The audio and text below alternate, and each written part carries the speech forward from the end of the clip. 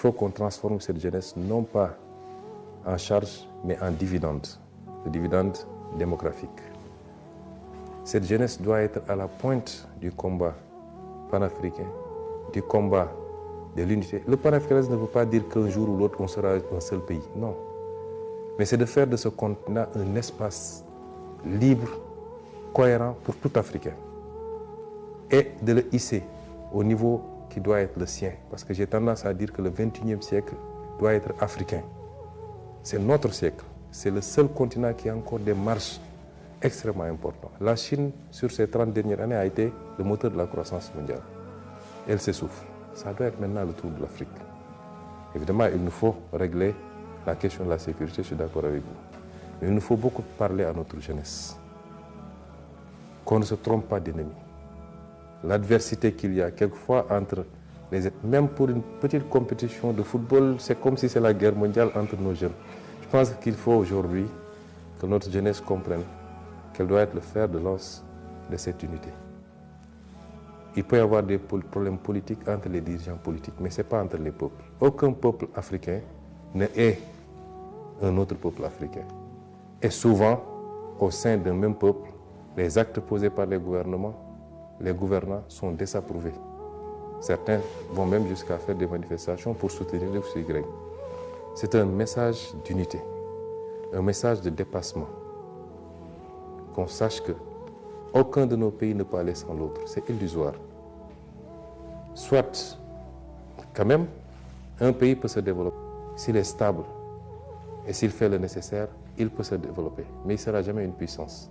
Parce que pour être une puissance, il faut un territoire, il faut une population.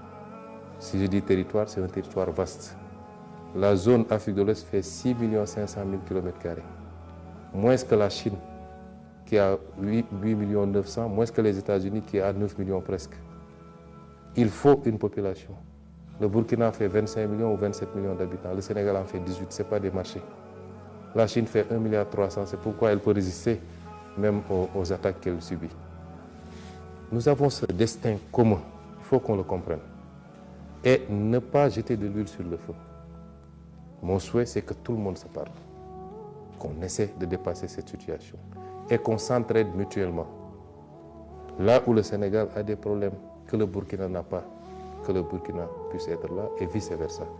C'est ce message que là, je rends à la jeunesse, mais évidemment, il faut que l'élite politique soit à la hauteur également. Il faut que l'élite politique soit à la hauteur et sorte de ces conflits qui ne servent à rien. Sorte de... L'Afrique est attaquée en réalité. On a parlé tantôt de terrorisme. Mais M. Aboubakar, d'où proviennent les armes que ces gens-là utilisent? Vous savez ce que coûte un drone? Vous savez ce que coûte même une Kalachnikov? D'où proviennent ces armes-là? Il y a des gens qui leur donnent ces armes.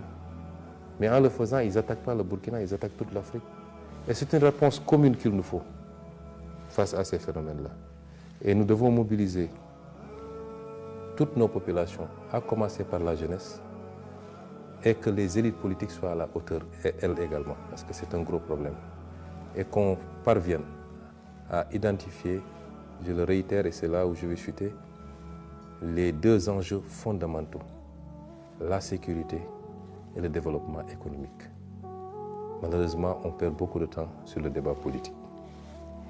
Merci, Monsieur le Premier ministre, de nous avoir accordé cette interview.